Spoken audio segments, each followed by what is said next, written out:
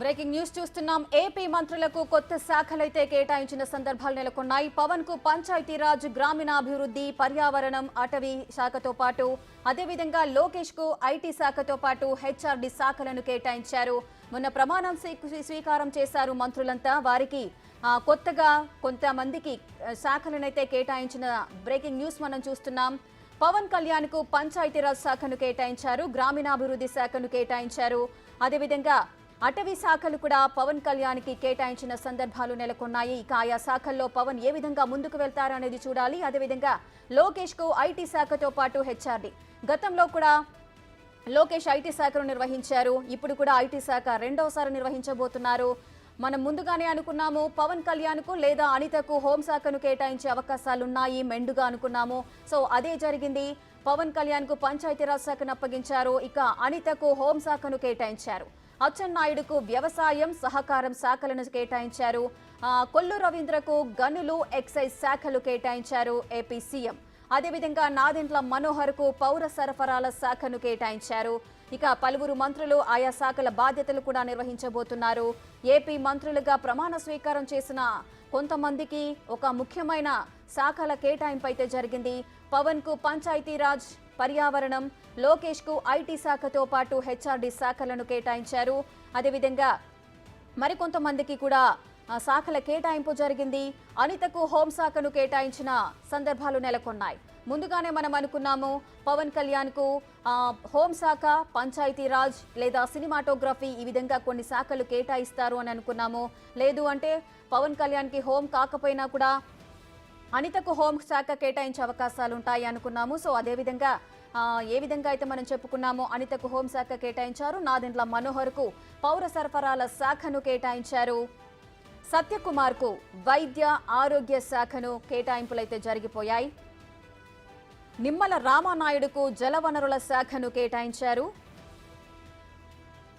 ఇక ఏపీ మంత్రుల శాఖల కేటాయింపు అయితే పూర్తయినట్లుగా తెలుస్తోంది. పలువురు మంత్రులుగా ప్రమాణ స్వీకారం చేశారు. ఆ మంత్రులందరికీ కూడా కొత్త శాఖలను కేటాయించిన సందర్భాలు నెలకొన్నాయి. లోకేష్ కు ఐటీ శాఖతో పాటు హెచ్ఆర్డీ శాఖను కేటాయించారు. గతంలో కూడా లోకేష్ ఐటీ శాఖ మంత్రిగా పనిచేశారు. ఇప్పుడు రెండవసారి ఐటీ శాఖ మంత్రిగా పనిచేయబోతున్నారు. అనితకు హోంశాఖను కేటాయించారు. నారాయణకు మున్సిపల్, పట్టణాభివృద్ధి శాఖను కేటాయించిన సందర్భాలు నెలకొన్నాయి. ఇక అచ్చెన్నాయుడుకు వ్యవసాయం, సహకారం ఈ రెండు శాఖలను అచ్చెన్నాయుడికి కేటాయించారు. కొల్లు రవీంద్రకు గనులు, ఎక్సైజ్ శాఖలు కేటాయించారు.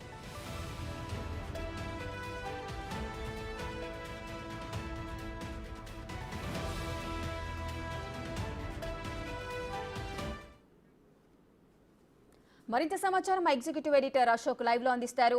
అశోక్, మంత్రులుగా ప్రమాణం స్వీకారం చేసిన కొంతమందికి ముఖ్యమైన శాఖల కేటాయింపు అయితే జరిగింది. ఎవరికి ఏ శాఖలు కేటాయించారు?